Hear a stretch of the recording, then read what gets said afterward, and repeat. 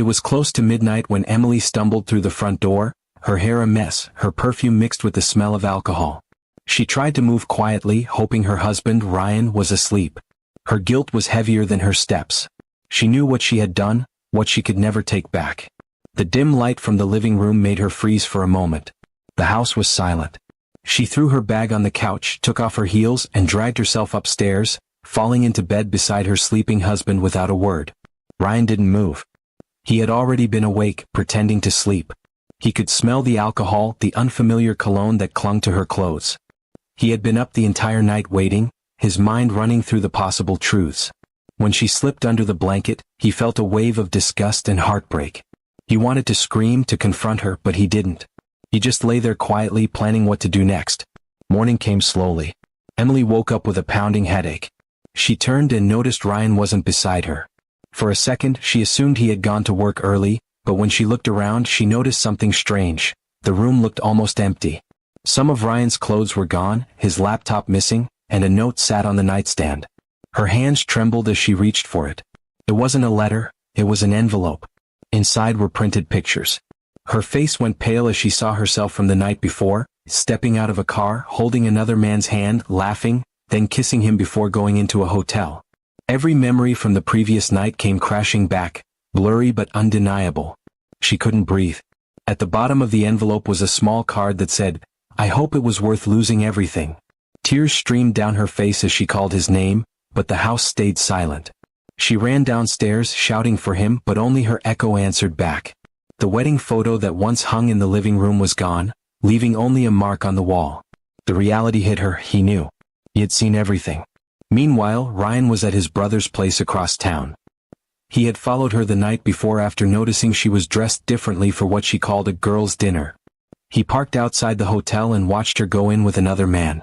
His hands shook as he took the pictures from his phone, each one stabbing deeper than the last. That night, while she was out, he packed a few things, printed the photos, and left the note she would find in the morning. Emily sat on the floor for hours, replaying everything in her head. Regret consumed her. The affair wasn't even something she cared about. It had been a foolish, drunken mistake after an argument. But she knew Ryan. He wasn't the type to forgive betrayal. He had always been patient, loving, and loyal. She had destroyed that. Over the next few days she tried calling him, texting him, even visiting his family, but he refused to see her. He had already filed for separation. She begged for a chance to explain, but he didn't want to hear it. "You chose someone else," he said in a calm, broken voice over the phone. "Now you can live with that choice." Ryan didn't want revenge through anger. He wanted her to live with the emptiness she had created. He canceled her access to their joint accounts, moved into a new apartment, and made sure she could see how easily he was rebuilding his life without her. Weeks passed and Emily's life fell apart. Her job performance dropped, her friends drifted away, and guilt ate her alive.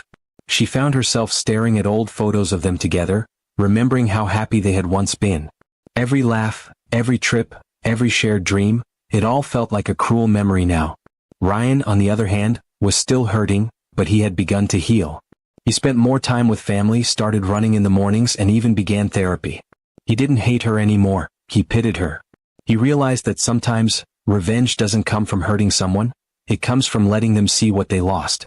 Months later, Emily showed up at his office unexpectedly. She looked tired, thinner, with tear-streaked eyes. She just wanted to apologize one last time. "I don't expect forgiveness," she said softly. "I just want to say I'm sorry. I ruined everything." Ryan looked at her quietly. There was no anger left in him. Just a calm sadness. "You didn't just ruin us," he said. "You ruined the trust that made us possible." Then he stood up, handed her divorce papers, and walked away without looking back. Emily stood there, unable to move. She had imagined he might soften, maybe remember their love, but he was already gone in every way that mattered. She finally understood that betrayal doesn't just destroy relationships. It kills the part of you that someone once believed in. As she left the building, clutching the papers to her chest, she knew she'd carry that regret for the rest of her life. Ryan didn't need to punish her. Her own conscience had become her worst enemy. Ryan went home that evening and looked out from his apartment balcony. For the first time in months he felt peace. He had let go, not because he forgot but because he chose to move on. Revenge, he realized, was not about making her suffer. It was about reclaiming his own peace after the storm she caused. Emily, on the other hand, never found that peace again. Every night when she closed her eyes, she saw the note he left behind and those painful words, "I hope it was worth losing everything."